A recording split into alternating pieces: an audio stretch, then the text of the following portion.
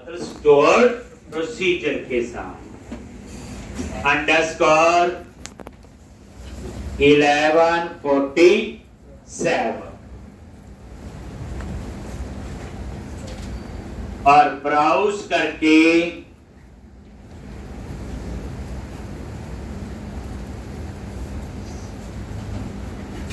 इसका पाथ दे दो। ब्राउज पे क्लिक किया, डी ड्राइव और वही ASP.NET। ये ASP.NET का लास्ट प्रोजेक्ट है। इसके बाद नेक्स्ट MPC में हूं।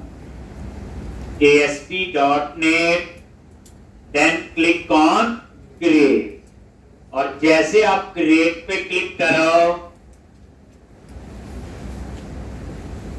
और यहां पे एम्प्टी सेम तरीका आपका वही है एंड क्लिक ऑन क्रिएट। तो ये आपका एक नया प्रोजेक्ट बन जाएगा।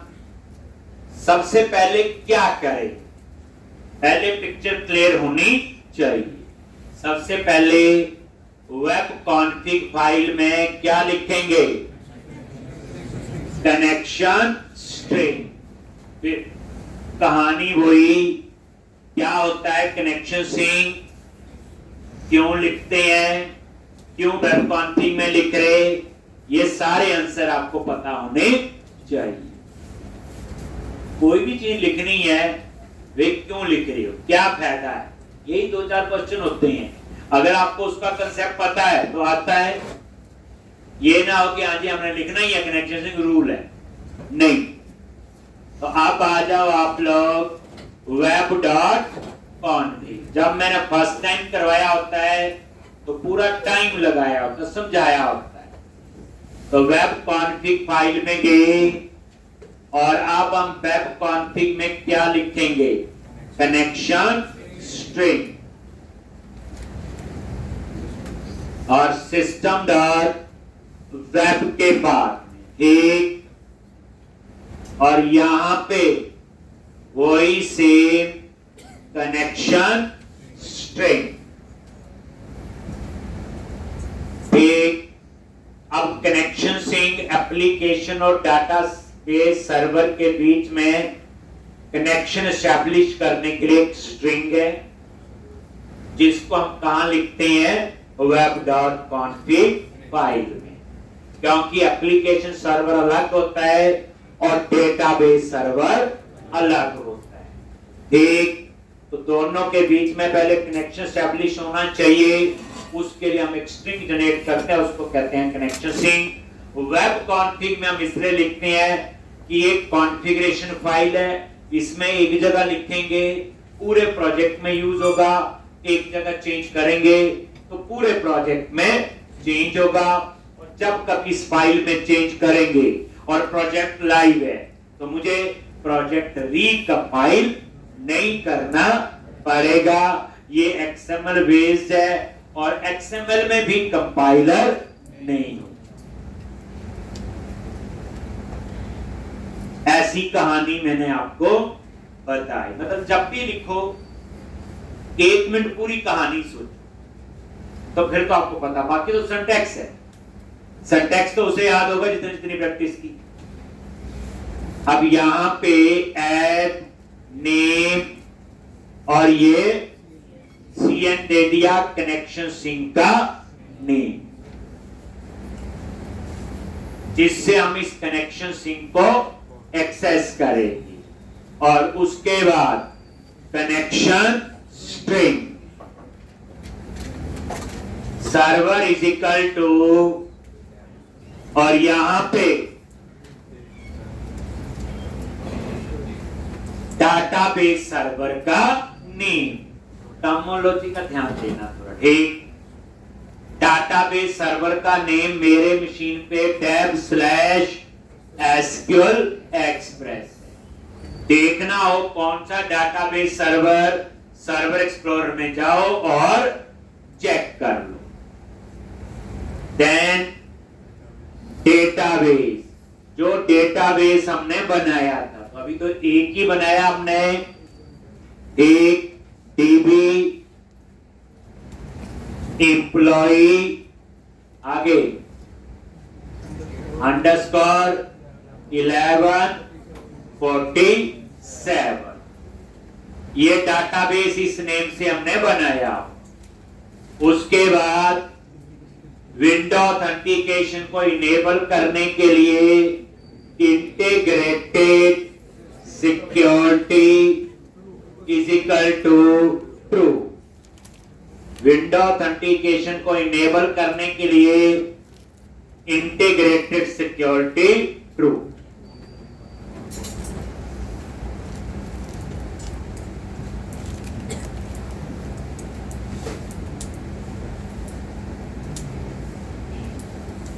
ठीक, तो integrated security is equal to true. Windows authentication को इनेबल करने के लिए, क्योंकि जब मैंने डाटाबेस बनाया था तो वहां सेलेक्ट किया था यूज विंडोज ऑथेंटिकेशन। तो बच्चे जो पूरी लाइन लिखती है उसके बारे में सोचो जरूर, सिंटैक्स नहीं सोचना, वो तो देख के लिख ले, कोई बात नहीं। वो तो तभी याद होंगे ना, प्रैक्टिस 4 बार करोगे तो चलेगा, 3 बार करोगे उससे कम। तो ये वेब कॉन्फ़िग फाइल में हमने क्या लिख दिया, कनेक्शन स्क्रीन सब किया हुआ। अब हम लोग एक स्क्रीन बनाएंगे और उसमें वो नंबर, नेम, एड्रेस और सैलरी, और वही बटन लगाएंगे सेव, अपडेट, लीव, डिस्प्ले, वही सेव। तो क्या करोगे, ये कनेक्शन सिंक की कहानी तो आपको पता चलेगी। अब पेज बनाना है, project, add new item, web form, और इसका नेम बता दिया आपने एम्प्लॉय, वेब फॉर्म, और इसका नेम दे दिया एम्प्लॉई, और ये आपका पेज आ। अब यहां पे थोड़ी सी वैसे फॉर्मेटिंग करनी है, ये कर लिया एम्प नंबर, और इसके लिए क्या लगाना आपने बोलो, टेक्स्ट बॉक्स। ठीक, ऐसे ही नेम, उसके लिए टेक्स्ट बॉक्स, ऐसे ही एड्रेस, उसके लिए टेक्स्ट बॉक्स, और ऐसे ही सैलरी, और उसके लिए टेक्स्ट बॉक्स, और उसके बाद यहां पे 4 बटन। ये उसी स्वीट से हम ये कर चुके हैं सारा। ठीक, वही 4 पुश बटन।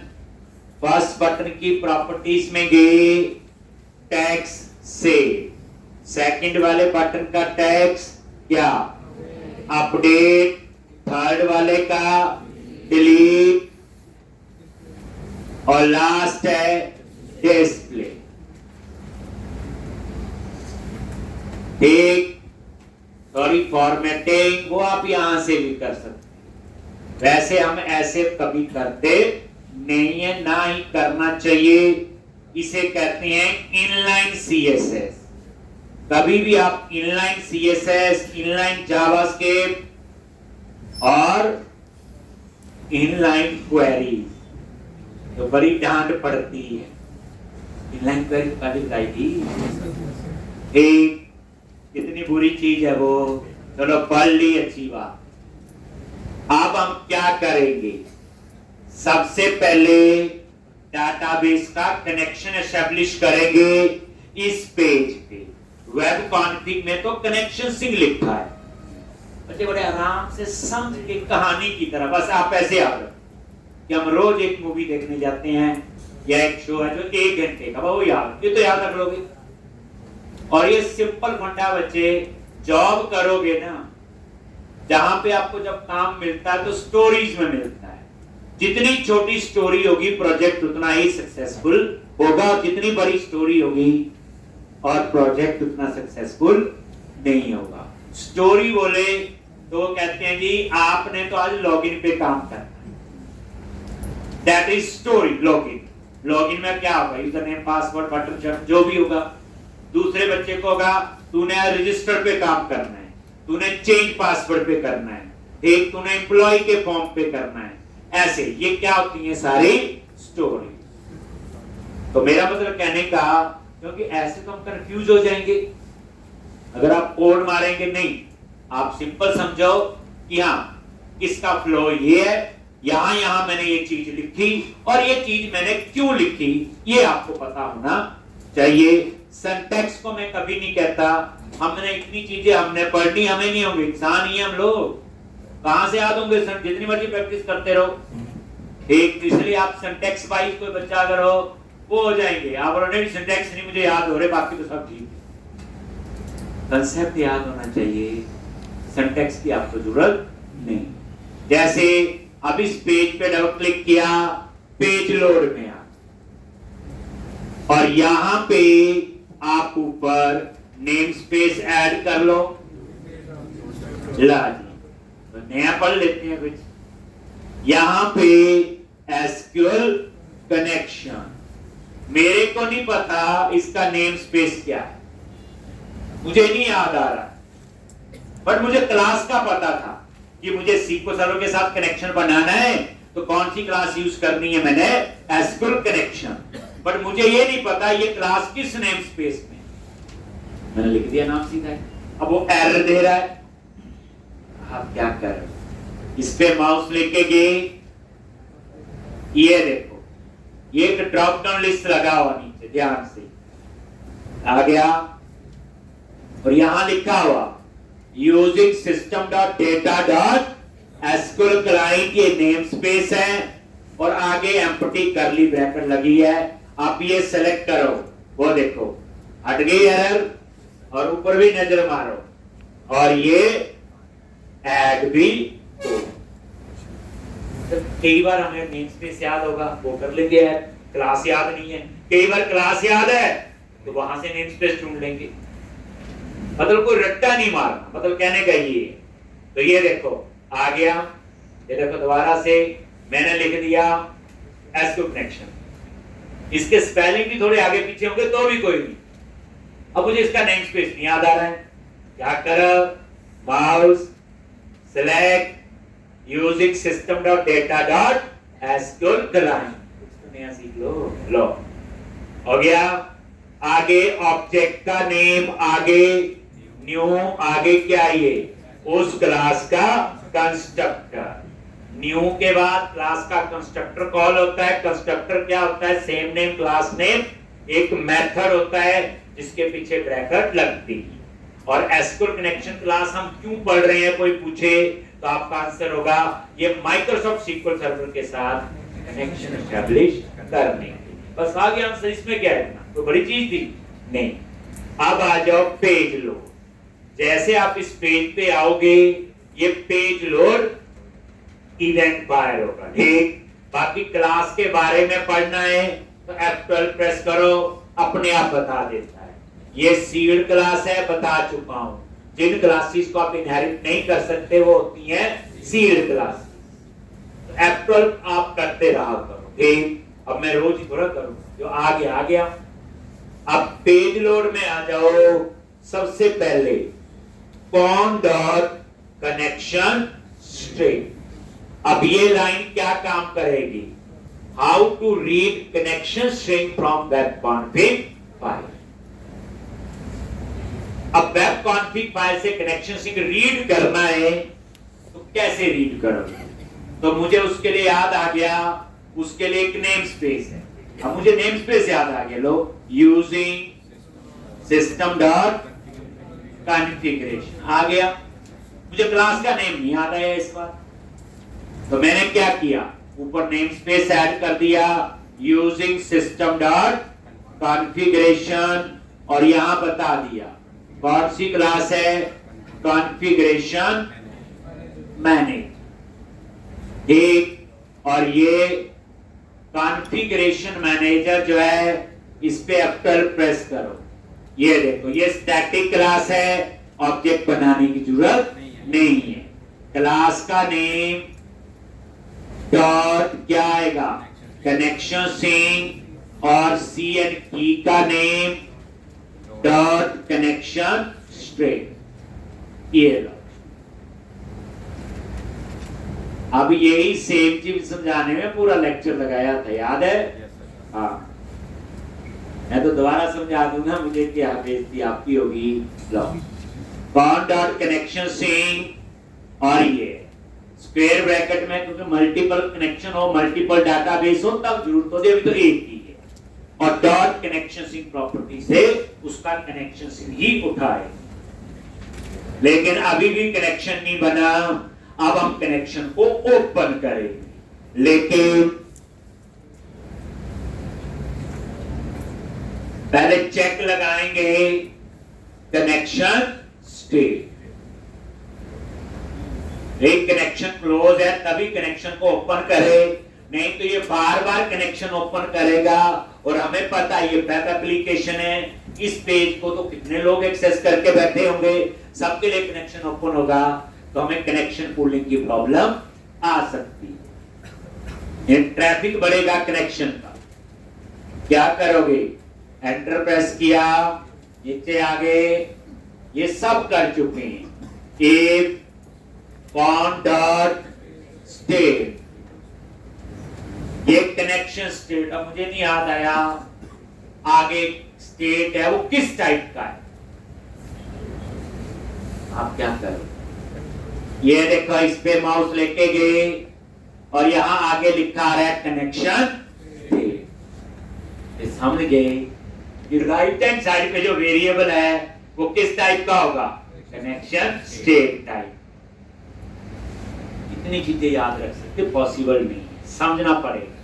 ये देखो, मैं इस पे अप्लाई प्रेस कर देता हूं, ये लो, अब ये जो है स्टेट किस टाइप की है? Connection state. और गेट है तो रीड ओनली, इसमें मैं राइट नहीं कर सकता। तो ये कनेक्शन स्टेट, तो इसका मतलब इक्वल टू क्या लिखना है फिर? Connection state. और जैसे मैंने लिखा और आगे नेम स्पेस भी आ गया, बट हम क्या चाहते हैं, यहां नहीं लिखना नेम स्पेस, डिलीट कर। अब ये नेम स्पेस ऊपर ऐड होना चाहिए, तो क्या करोगे? माउस लेके गए, यूजिंग सिस्टम डॉट डेटा, नहीं तो खुद लिख लो, नहीं तो ऐसे। वैसे ये अप्रोच अच्छी है, जरूरत के हिसाब से हम लोग ऐड। अब ऊपर ये नेम स्पेस ऐड हो चुका है आपका सिस्टम डॉट डेटा, समझ के बिल्कुल। ऑन डॉट स्टेट डॉट, अगर ये क्लोज है, अब ये कनेक्शन स्टेट है क्या? इस पे आप कल प्रेस करो तो ये एक इनम्बरेशन है। इनम्बरेशन एक टाइप होती जिसकी डाटा टाइप इंटीजर होती है, और इसको कब यूज करते हैं? जब फिक्स कांस्टेंट हो, मतलब फिक्स ऑप्शन है। देख, अब ये है, ये कितनी ऑप्शन है? 6 ऑप्शन है।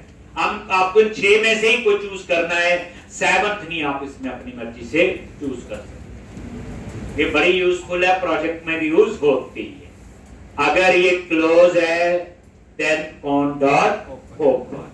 अब आप रन करोगे, पेज लोड इवेंट फायर होगा, और जो पेज लोड में ऑटोमेटिकली अब ये कनेक्शन को ओपन करेगा।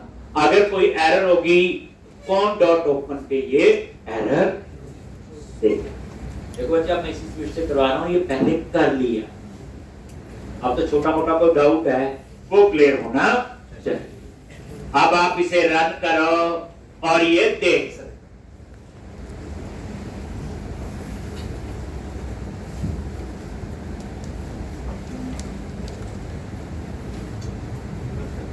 पेज अगर सक्सेसफुली ओपन हो गया, कोई एरर नहीं, तो डाटाबेस के साथ कनेक्शन बन। ठीक है जी।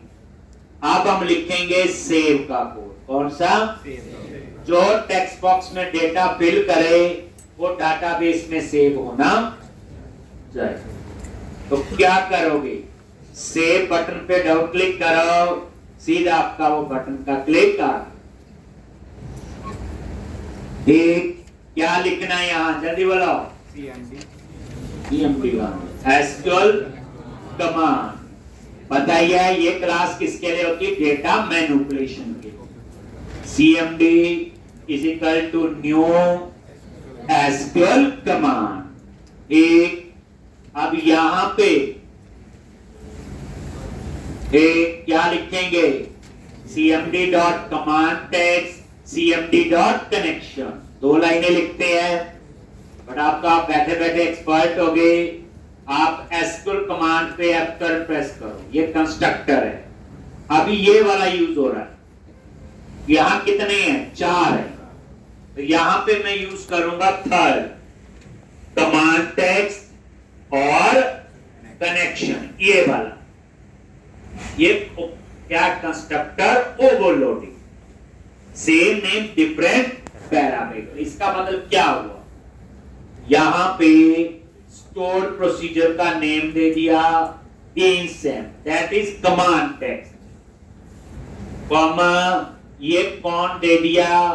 नहीं तो अगर पहले आप समझो, देखो अगर मुझे पुराने तरीके से लिखना है तो मैं लिखता cmd डॉट, ध्यान से देखना, डॉट कमांड टेक्स्ट, बस क्वेरी की जगह क्या लिख दिया, स्टोर प्रोसीजर का नेम। पिछले में इनलाइन क्वेरी थी, और दूसरी लाइन लिखते थे connection is equal to com, ये भी चलता है, कोई इसमें नहीं, ठीक। लेकिन अब आप थोड़े एक्सपर्ट हो गए हो पहले से, ये दोनों चीजें मैं कंस्ट्रक्टर में पैरामीटर में पास कर दूंगा, 2 लाइनें मुझे नीचे लिखने की जरूरत नहीं। मतलब ये है, इन दोनों लाइन को मैंने क्या बना दिया, कमेंट, और यहां लिख दिया इस एप और ये कनेक्शन। अब इसमें लड़ना नहीं, क्यों लिख रहे, ये देखो एसक्यूएल कमांड पे F12 प्रेस करो, ये देखो आगे यहां पे क्या है, कमांड टेक्स्ट और कनेक्शन।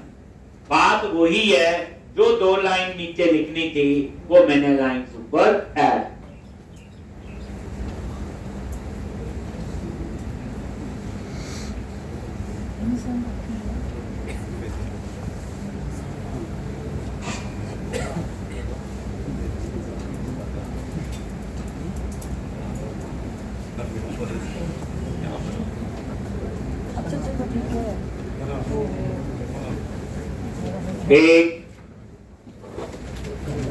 एक ही बात, तो कमांड टेक्स्ट ऊपर लिख दिया, कनेक्शन भी ऊपर लिख दिया, ठीक।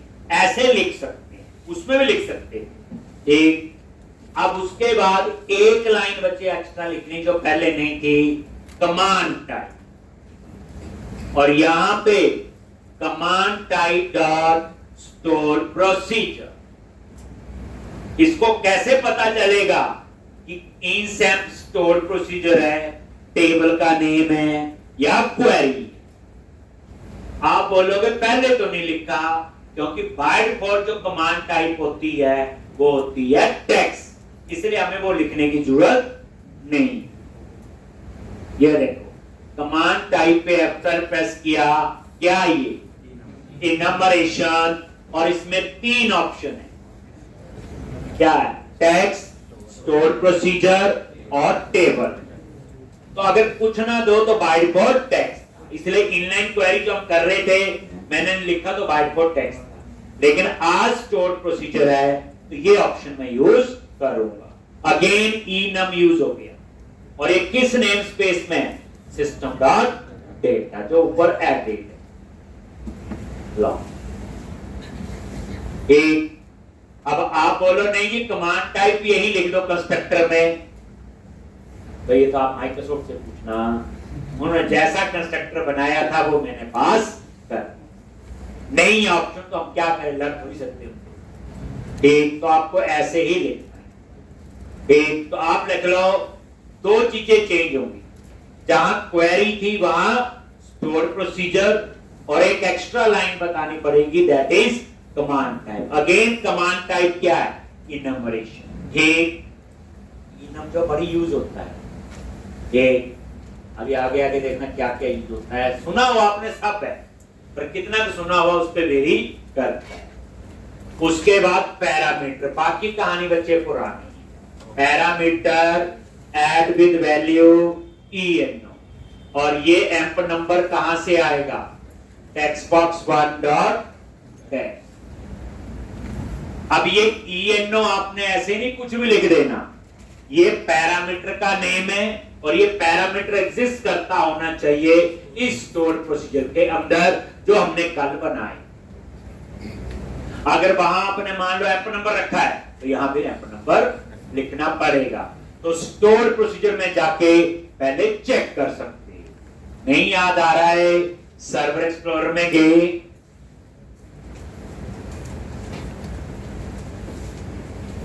और DB 1147 एक समझ नहीं, कोड से ना डरना नहीं, कोड के साथ खेलना, बस इतनी बात। कोई कोड हमें डराता नहीं ना मारता। एक कोड जिसको एरर आएंगे ठीक करो उसमें, और क्या, तो जितनी एरर आएंगी जितना ठीक करोगे उतना ही ज्यादा एग्जाम आए। ये देखो, ये स्टोर भी बनाए थे कल, इंसेंट। एक काम करके एरर आती ना, थोड़ा मत्था खुद मारा करो पहले, किसी से पूछने से पहले। जैसे हम लैब में बैठे होते हैं, वो तो बता ही देगा कोई ना कोई, पहले ना घंटा 2 घंटा लगाओ ये एरर आई। जैसे मैंने लिखा, मैं तो बिल्कुल ठीक बच्चे दिखाता हूँ, इसका तो एरर तो आपने खुद डाली ना, मैंने थोड़ी डाली। तो इसलिए पहले उस एरर पे अपना टाइम लगाओ, 1 घंटा ढूंढो, 2 घंटे पढ़ो, हो गई तो ठीक है, फिर 1-2 घंटे बाद सोचो अब नहीं हो रही तो हेल्प लो, ये करो, फिर उस एरर को समझो क्या गलती ठीक, फिर वो एरर जिंदगी में कभी नहीं है। जब आपके 2 घंटे खराब हुए होंगे उसके ऊपर, तो वो एरर दोबारा आप कभी नहीं वैसी एरर दोगे। इसलिए कभी भी एरर आती है बच्चे अपना टाइम लगाओ। देखो तो देने हैं साथ, आप लोग सारे पढ़ने आए हैं, पढ़ना ही काम है, वेले जितने मर्जी एरर आए 2-2 4-4 घंटे उस एरर पे बैठे रहो, क्या तो एक हार मान ली एंड में, तब आप पूछ ठीक। तो इस तरह से ये देखो, इंसेप्ट राइट क्लिक किया और ओपन कर, क्या कर लो ओपन। देखना ना हमने इसमें कि मुझे नहीं याद है पैरामीटर का नाम, ओपन हो जाएगा। क्या नाम है? @ENO ENED, और तो आपने देख लेंगे ठीक। बस ऐसे कितने पैरामीटर है? 4। EN, text box 2, ED, text box 3, ES, text box 4। Copy paste ऐसे ही रहता सीधा, आपने देखा होगा, मैं ऐसे क्लिक करता हूं सामने, बस कॉपी करो, पूरी लाइन अपने आप कॉपी हो जाएगी।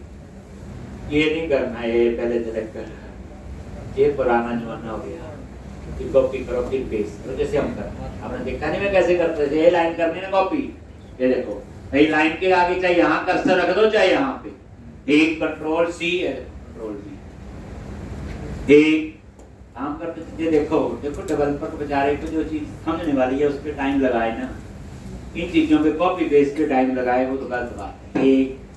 तो एम्प नंबर, नेम, एड्रेस और सेट, 2 लाइन चेंज हुई।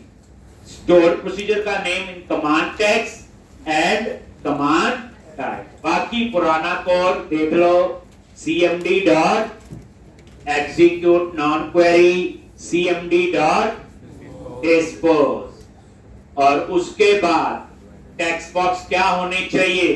एम्प्टी ठीक। कैसे करोगे? Text box 1 dot text string dot empty ठीक। ये टेक्स्ट बॉक्स 2 लिखना, आपने कोई कॉपी पेस्ट नहीं करना। चारों टेक्स्ट बॉक्स खाली कर दिए, और टेक्स्ट बॉक्स 1 पे क्या करो? फोकस कर्सर सेट कर दिया।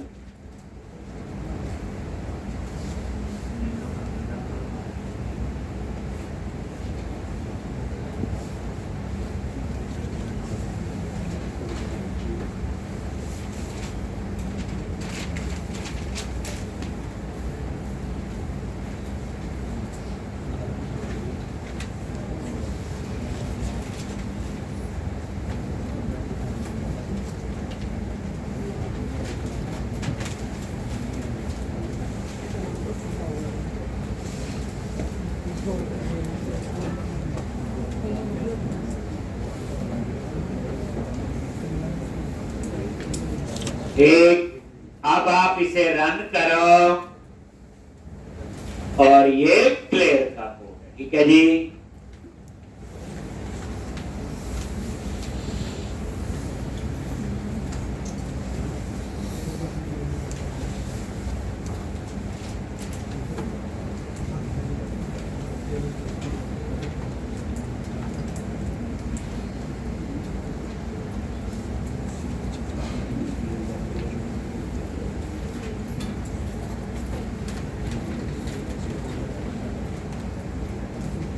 तो अब आप इसे रन करोगे तो सिर्फ 2 लाइन चेंज है। क्या?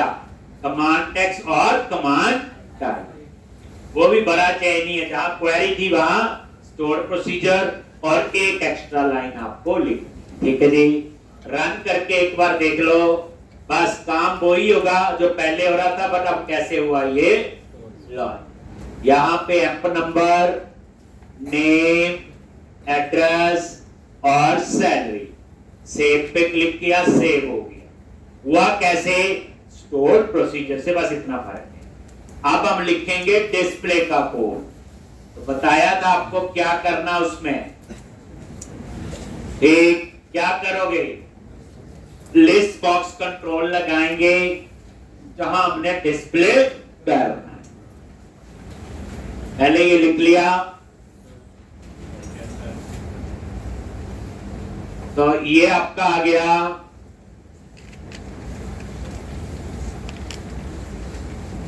सेंटर कैटेगरी में गए लिस्ट बॉक्स, टूल बॉक्स में गए स्टैंडर्ड कैटेगरी में, और ये कौन सा कंट्रोल है?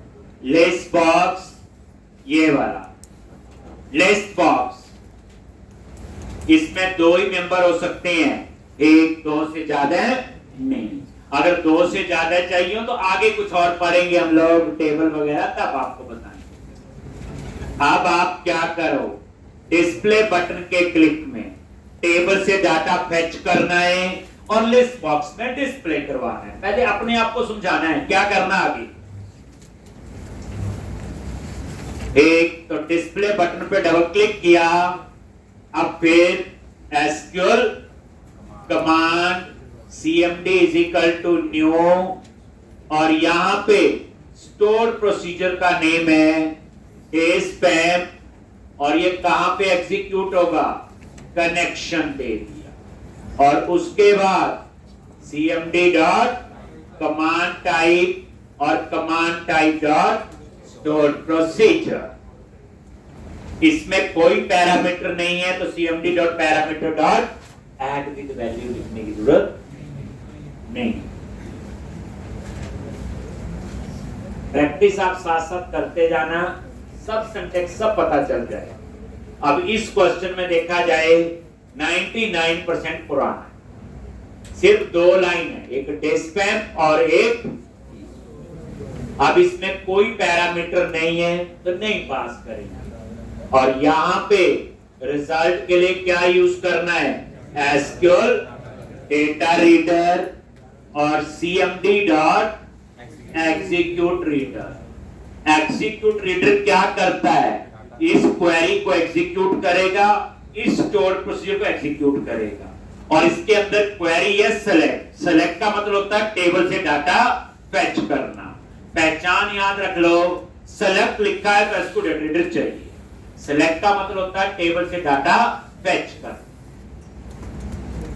एग्जीक्यूट रीडर क्या करेगा? डिस्पैच स्टोर प्रोसीजर को एग्जीक्यूट करेगा। कहां एग्जीक्यूट करेगा? डाटाबेस में, क्योंकि स्टोर प्रोसीजर हमारे घर में नहीं होता, डाटाबेस जहां होगा वह डाटाबेस सर्वर। और उसका जो रिजल्ट आएगा, उस रिजल्ट का जो रेफरेंस है वो कहां आ जाएगा? डाटा रीडर में। मैंने रेफरेंस क्यों बोला? जब न्यू नहीं लगाते तो मेमोरी स्टैक में, और स्टैक में हमेशा क्या आएगा? रेफरेंस अगर क्लास है। न्यू लगाते हो तो मेमोरी हीप में, और हीप के मेंबर्स को आपको डिस्पोज करना ही पड़ेगा। जब भी कोड लिखो थोड़ा रिमाइंड करो, इतना क्या लिखने पे नहीं जोर देना, 2 मिनट रुक के समझ लो क्या है कहानी। एक बस, अब डाटा रीडर में डाटा आ गया, अब डेटा कहां डिस्प्ले करना है? List box, data text field, जिस कॉलम का डेटा डिस्प्ले करना है list box, data value field, जिसका डेटा जो है डिस्प्ले नहीं करना।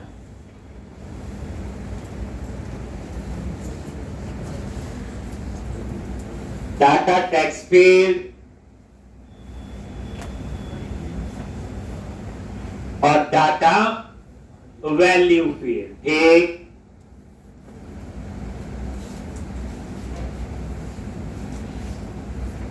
डाटा टेक्स्ट फील्ड में उस कॉलम का नाम जिसका डाटा डिस्प्ले करना है, डाटा वैल्यू फील्ड में उसका नेम जिसका डाटा डिस्प्ले नहीं करना बट इंटरनली यूज करना।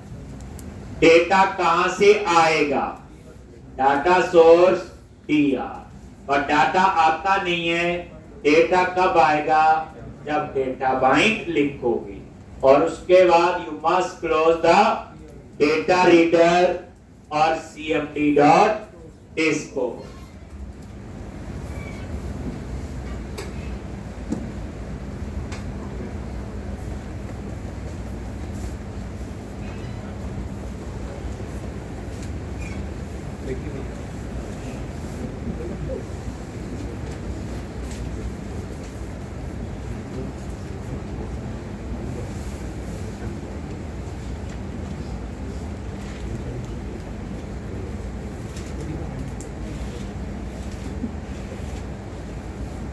सेम है, कोई फर्क है? बस कुछ भी फर्क नहीं है। पुराना कोड निकालो, बस कमांड टेक्स्ट चेंज कर दो और कमांड टाइप ऐड कर दो, बस वही कोड आपका चल जाए। कोई इतना मुश्किल नहीं। एक बार नजर मार लो। अभी ये देखो, डिस्प्ले पे क्लिक किया, डेटा आ गया। मैं चाहता हूं ये डाटा अपने आप आ जाना चाहिए, मुझे डिस्प्ले बटन पे क्लिक ना करना पड़े, तो क्या करेंगे? फिर इस मेथड बना देंगे। पहले मेरा क्वेश्चन नहीं सुना आप लोगों ने। हल खत्म है, आज नहीं आए। मैंने आपसे पूछा जैसे मैं रन करूं, अगर डाटाबेस में डाटा है तो अपने आप ही लिस्ट बॉक्स में आ जाना चाहिए, मुझे डिस्प्ले बटन पे क्लिक ना करना पड़े। तो मैं क्या करूं? पेज लोड भी लगा देंगे। तो मैं क्या करूंगा, ये डिस्प्ले वाला कोड पेज लोड पे कॉल करूं। कहां पे कॉल करेंगे? पेज लोड, क्योंकि जैसे पेज लोड इवेंट फायर होगा उसी समय अगर डाटा है तो लिस्ट बॉक्स में ऐड कर देना चाहिए।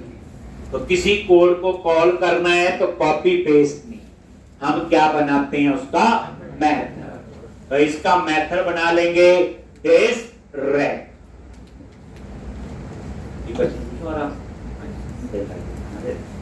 ये आगे अगर मैंने यहां लिखा दिया डॉट रीड, क्या फर्क पड़ेगा?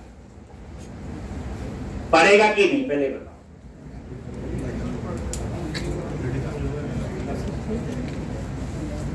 बोलो। नहीं पड़ा। जी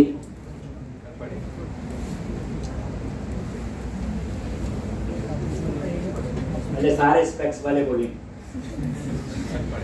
पड़ेगा कि नहीं? क्या पड़ेगा? पर चलो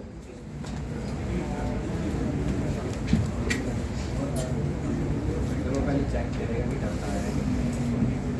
पूरा समझा करो चीज को। मैंने कितनी बार बोला कि कोड समझ के लिखना, लिखने पे जोर नहीं देना जब प्रैक्टिस करना। देखो, डाटा रीडर मैंने क्या लिखवाया था? फॉरवर्ड ओनली होता है, करेक्ट? ये क्या करेगा? उस डाटा रीडर से पहली रो रीड कर लेगा। जब इसने पहली रीड कर ली तो पहली रो को छोड़ के बाकी डेटा इसके साथ बाइंड करे। इसका मतलब ये हुआ कि फर्स्ट एम्प्लॉय डिस्प्ले नहीं करेगा, आगे के करेगा। रीड क्या करेगा? पहली रो रीड कर लेगा, नेक्स्ट टाइम ऑटोमेटिकली कहां जाएगा? Second row. थर्ड पे, ऐसे। तो वो कहां से शुरू करेगा? सेकंड से। अगर आप 2 बार dr.read लिख लो तो अर्थ तो बहुत बड़ा पड़ेगा। देख, पूरा समझना है बच्चे, थोड़ा सा तरीका चेंज कर दो थोड़े दिन पढ़ने का। इतना क्या, एक कोड बहुत कोड जिसके सीखने आए वो सबसे आसान चीज है, लेकिन जो मैं पूछता हूँ वो आपका तो कहने का मतलब है dr.read, एक रो रीड कर ले तो आगे का ही डाटा बाइंड करेगा, 2 रीड कर लोगे 2 स्किप करके आगे का बाइंड कर। अब ऐसा ही होता बोर्ड बोर्ड में का मतलब क्या होता?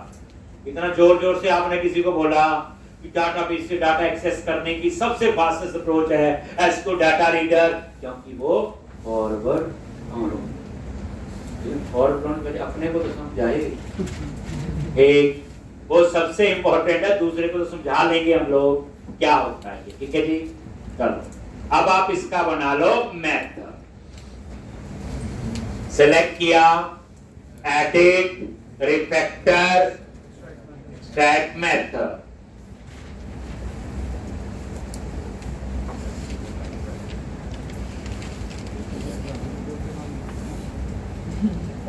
डिस्प्रेक,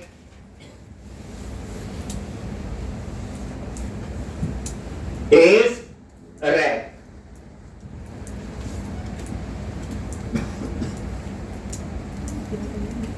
मेथड बन भी गया और कॉल भी हो। ठीक, अब इसे कॉल कर लो पेज लोड इवेंट। ये तो पता था इतना आपको कैसे मेथड बनाते हैं। ठीक, प्रैक्टिस साथ साथ किया, अच्छी बात है। अब आप लोग पेज लोड इवेंट पे आ गए और कनेक्शन ओपन के बाद में, पहले नहीं। ठीक, क्या लिखोगे? If page dot is postback false, ये क्या करेगा? डिस्प्रेक कोड को बार बार कॉल नहीं करेगा, ये सिर्फ एक बार कॉल करेगा जब पेज पहली बार सर्वर से आएगा। अगर आप सेव पे क्लिक करोगे दोबारा सर्वर पे जाएगा, नहीं कॉल करेगा, अपडेट पे नहीं कॉल करेगा। अगर ये बार बार कॉल हुआ परफॉर्मेंस स्लो नहीं हो, तब जरूरत ही नहीं है इसकी, तो डिस्प्ले का कोड बार बार चलता रहेगा और हो सकता है कोई लॉजिक भी मेरा फेल हो जाए, तो चेक लगा दिया। जब पेज बच्चे पहली बार सर्वर से आएगा उसी समय डिस्प्रेक कॉल होगा, और जैसे डिस्प्रेक कॉल होगा तो लिस्ट बॉक्स में डाटा आ जाएगा। उसके बाद पेज लोड का ये वाला कोड दोबारा नहीं चलेगा, क्योंकि इस पोस्टबैक क्या हो जाता है फिर ट्रू। मैंने पढ़ाया हो, ये बड़े गुस्से से देख रहे, मैंने करवाया था और समझाया था एक लॉज। अब आप लोग इसको रन करो और ये देखो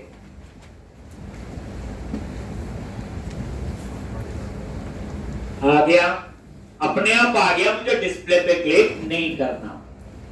ठीक, ये एक आंसर आपने देना था सर, अगर मैं ये ना लगाऊं इस पोस्टबैक, ऐसे सीधा लिख दूं तो क्या फर्क पड़ेगा? अब ये ना बोलना बार बार कॉल होगा, बेइज्जती होगी। यानी कि इसमें लॉजिक में कोई प्रॉब्लम आ जाएगी। अब वो प्रॉब्लम क्या आएगी पहले आपको ये देखना, फिर इस पोस्टबैक लगाने से वो प्रॉब्लम ठीक कैसे हो गई, आपको आंसर अपने आप मिल जाएगा। बच्चे रिवर्स नहीं बोलते हैं, इसका मतलब था ना सीधा नहीं, प्रॉब्लम रेक्टिफाई करो। हम हमेशा जब पढ़ते हैं बच्चे प्रॉब्लम एक होती प्रोग्रामिंग की, हम सॉल्यूशन ढूंढते हैं और वो सॉल्यूशन हमें नहीं मिलता जब तक आप उसकी प्रॉब्लम नहीं लिखो। यहाँ पे मेरा क्वेश्चन क्या है, इस पोस्टबैक लगाऊं, आप खुश हो गए, समझा दिया इस पोस्ट कॉल सर ने पढ़ाया होता, पहली बार पेज आएगा तो डिस्प्ले कॉल होगा और दोबारा से ये कॉल नहीं होगा। लेकिन मान लो मैं इस पोस्ट टैग लगाना भूल गया, तो मेरे इस प्रोजेक्ट के अंदर क्या प्रॉब्लम आएगी, क्यों प्रॉब्लम आएगी, और फिर जब मैं इस पोस्ट टैग लगा दूंगा वो प्रोग्राम वो प्रॉब्लम कैसे रिमूव होगी। अब आपको हिंट दे दिया, प्रॉब्लम तो आई, वो नहीं मैं बताऊं। आपने पहले प्रॉब्लम ढूंढनी है, फिर कोई एरर है, कोई प्रॉब्लम आ गई, फिर आपने ढूंढना ये प्रॉब्लम आई क्यों। सबसे इंपॉर्टेंट पॉइंट है, इस पोस्ट टैग को कमेंट बना के आई क्यों, फिर इस पोस्ट टैग लगा दिया तो प्रॉब्लम चली। लो सॉल्यूशन भी आपके पास, बस उस सॉल्यूशन से पहले की प्रॉब्लम, यानी कहीं ना कहीं प्रॉब्लम तो आएगी 101%। कल पूछूंगा मैं आपसे, एक मुझे याद करवा देना, क्योंकि और बैच भी पढ़ा रहा था, भूल जाता हूँ। लो इस तरह से अभी तो मैंने ठीक लिख दिया ना, तो अब आप लोग, ये कोड था आपका किसका, डिस्प्ले का। अब हम नेक्स्ट कोड क्या लिखना चाहते हैं, देखो मुझे डिस्प्ले बटन पे क्लिक नहीं करना पड़ा। अब मैं चाहता हूं जिस एम्प्लॉय को क्लिक करूं उसकी डिटेल टेक्स्ट बॉक्स में आए, फिर मैं उस डिटेल को अपडेट करना चाहता हूं, देन मैं अपडेट का कोड लिखूंगा। तो अब लिखने जा रहे हैं हम कौन सा कोड, फाइंड। आप अब अपने जितने भी आप अच्छे प्रोजेक्ट देखे होंगे यही कोडिंग देख लो। आप ईबे पे चले जाओ, इसने सारे प्रोडक्ट डाले हैं with price with picture, store तो डाटाबेस में हुए ना, कोड वहां सेव का ही होगा, वही इंसर्ट क्वेरी। डाटाबेस बेचारे को सिंपल ही समझ आती और कुछ भी समझ नहीं आता। अब जब आप खरीद रहे हो, सर्च कर रहे हो, तो वो सिलेक्ट का कोड चलता है। जैसे आपने कोई चीज ढूंढनी है ईबे पे, तो सर्च सेलेक्ट का कोड है, ठीक। फिर आपको एक प्रोडक्ट पसंद आ गया, फिर उसकी मोर डिटेल देखना चाहते हैं, वो फाइंड का कोड, समझे। मतलब ये यही 5-6 कोड है जो घुमा फिरा के सेव, अपडेट, डिलीट, फाइंड और डिस्प्ले। बस फर्क क्या होता है, हमने सिर्फ 4-5 मेंबर है, वहां 100 मेंबर, हमारे पास एक टेबल है, वहां 50 टेबल होंगे। तो मतलब ये फर्क रहेगा, बाकी काम वो इन्हीं से होगा। इसके अलावा कोई और बेचारी सीक्वल में 4 स्टेटमेंट, इंसर्ट, अपडेट, डिलीट और सिलेक्ट, कोई आपने बनाई हो मुझे जरूर बताना। लो सिलेक्ट करो, तो अब आपने क्या कोड लिखना है, लिस्ट बॉक्स पे क्लिक किया, सेलेक्टेड इंडेक्स चेंज, ठीक। अब जब इसको पहली बार करवाया था, पता ये कितना टाइम लगाया हुआ, 3-4 दिन लगाए हैं इस पूरे में, ठीक। सेलेक्टेड इंडेक्स चेंज, किसी एक को सिलेक्ट किया ना, वहां तो मल्टीपल थे, तो अब यहां कौन सा कोड लिखेंगे, बोलो फाइंड का।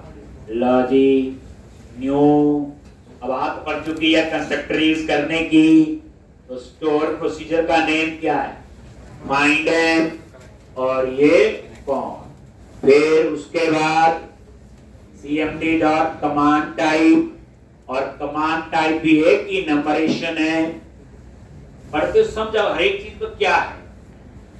और इसमें हम एक पैरामीटर पास करते हैं, एम्प नंबर, ना याद आए तो क्या करो, स्टोर प्रोसीजर ओपन करो और उसमें जाके देख लो।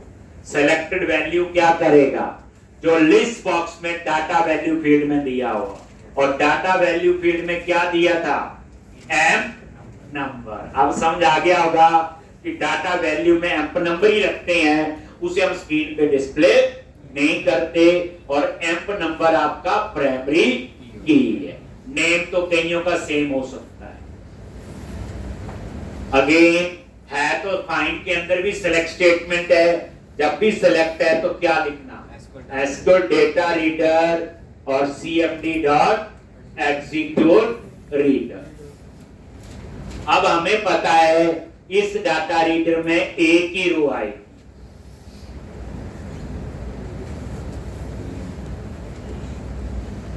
क्योंकि फाइंड एप में क्या लिखा हुआ, select star from TBF, where emp number, यही लिखा हुआ। और एम्प नंबर कभी डुप्लीकेट नहीं हो सकता। एक ही माउस है, एक ही एम्प्लॉय पे मैंने क्लिक किया हो। तो पहले चेक कर लो डाटा रीडर में कोई रो है कि नहीं है, देन हम उस रो को रीड करेंगे और रीड करने के बाद उसका डेटा हम टेक्स्ट बॉक्स में डिस्प्ले करेंगे। समझाई? कोड जो है ना, हमारी एक होती प्रॉब्लम में हम कोड सोचते हैं, कोड बाद में सोच लिया करो। सिर्फ आप पूरा कंसेप्ट समझो और लिखो। आपने गलत सोचा ना, दोबारा लिखो भी ठीक हो जाएगा। तो ऐसा नहीं कि रट्टा भी ऐसे ही लिखना है। tr.read उस रो पे जाएगा, उस रो में जो कॉलम है कैसे एक्सेस करोगे? tr ऑफ 0, कुछ तो और पढ़ लें। हम कॉलम नेम की जगह कॉलम के इंडेक्स भी दे सकते हैं। टेक्स्ट बॉक्स 1 में name, text box 1, text box 3, ये आ गया टेक्स्ट बॉक्स 4, ये लो।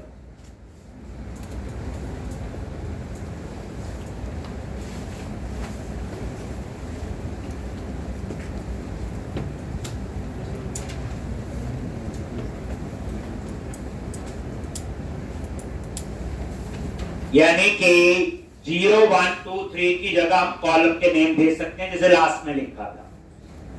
यह होता क्या है, अगर टेबल छोटा सा है तो हमें कई बार इंडेक्स याद होते हैं। 0 में नंबर, 1 में नेम, 2 में एड्रेस, 3 में सैलरी।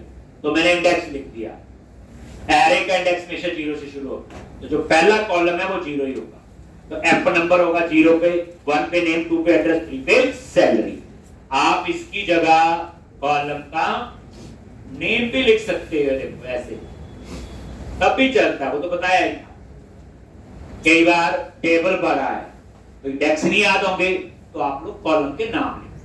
अगर टेबल छोटा है, 2 ही कॉलम है, तो 0, 1 नहीं होगा, तो इंडेक्स भी लिख दोगे। और उसके बाद डाटा रीडर को क्लोज करो और CMD को डिस्पोज करो। आगे की कहानी तो पता है, ये एप्लीकेशन करनी है पूरी। ये तो पढ़ा रहा हूं, नहीं तो 1-2 लाइनें चेंज करो, पुरानी चल जाएगी, लेकिन आपने नहीं बनानी है पूरी। एक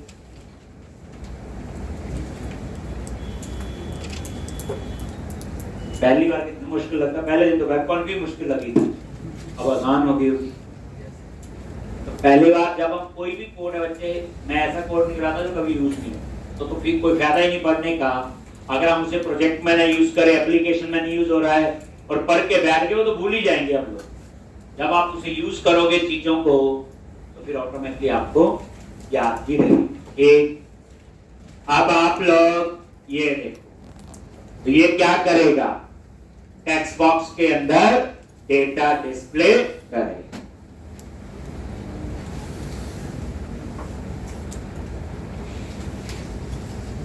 देख लिया जी? ये ना बोलना फास्ट पढ़ा दिया, ये मैंने सारा पहले करवाया। ठीक, अब कम टाइम में कितना सीख लिया ये देखो आप। ठीक, अब आप इस एप्लीकेशन को 2 या 3 बार बनाओगे, प्रैक्टिस अपने आप हो जाएगी। आपने कोई कॉपी पेस्ट नहीं करना, याद है। आप जिस नेम पे क्लिक किया उसका डेटा टेक्स्ट बॉक्स में आना चाहिए, बट नहीं है। क्यों नहीं आया? बोलो, क्योंकि इसका इवेंट फायर नहीं हुआ। अगर फायर होता तो ये कोड तो चलना चाहिए था, एरर ही आती चाहे सही। तो क्या करोगे, लिस्ट बॉक्स पे क्लिक करो और इसकी एक प्रॉपर्टी है, कौन सी?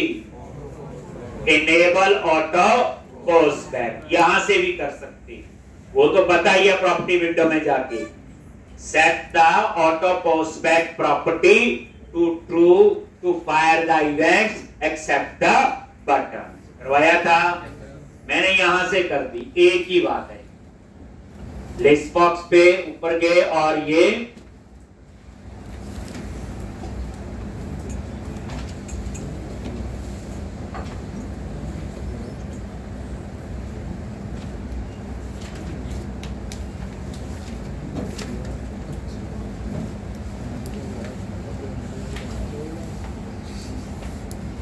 तो इनेबल ऑटो पोस्ट है। याद आगे होगी कहानी ये देखो नेम पे क्लिक किया, आ गया। अब हम चाहते हैं ये नेम गलत था, ये तो रमन कुमार, तो अपडेट के क्लिक में क्या होना चाहिए, अपडेट। चलो अपडेट बटन का कोड लिखो, क्लिक किया। ठीक, क्या लिखेंगे बोलो जल्दी। SQL command cmd is equal to new SQL command और यहां पे updm स्टोर प्रोसीजर का नेम कॉमा कॉन और उसके बाद cmd dot command type dot store procedure. और इसमें कितने पैरामीटर हैं, 4। याद है, एप नंबर, नेम, एड्रेस और सैलरी। अगर आप सेव का कोड उठाओ, बस इन सेव की जगह यूपीडीएफ लिखना, बाकी सेव। क्या लिखेंगे, cmd dot parameter dot add with value eno और ये कहां से आएगा, टेक्स्ट बॉक्स 1 डॉट टेक्स्ट। और यहां पे ये सारा amp number, name, text box 2, address, text box 3, salary, text box 4 और उसके बाद cmd डॉट एग्जीक्यूट नॉन और cmd डॉट डिस्पोज। हो गया, लिख लोगे। और उसके बाद लिस्ट बॉक्स क्या हो जाना चाहिए, डिस्प्ले क्या करेगा, लिस्ट बॉक्स को रिफ्रेश कर देगा। और उसके बाद टेक्स्ट बॉक्स हो जाने चाहिए एम्प्टी। तो उसका कोड ऑलरेडी सेव में लिखा हुआ है, उसका क्या बना लो, मेथड, और उस मेथड को फिर यहां पे भी कॉल कर।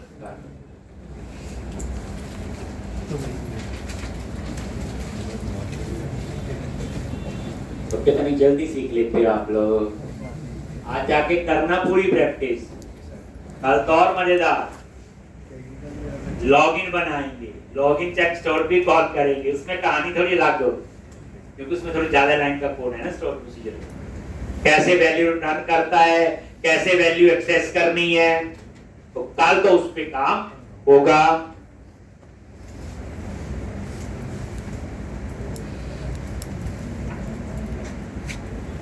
ना कर लो मेरे ख्याल से। तो कोशिश करना इसको कंप्लीट करने की, बताना अपडेट, उसके बाद डिलीट है। कल पूछूंगा किस किसने इस एप्लीकेशन को कंप्लीट किया, मैं तो करवाऊंगा एक, बट आप कर सकते हैं इतने के बाद, ना करें तो बेइज्जती है अभी। एक मर्जी आपकी। तो कल आओ, इसको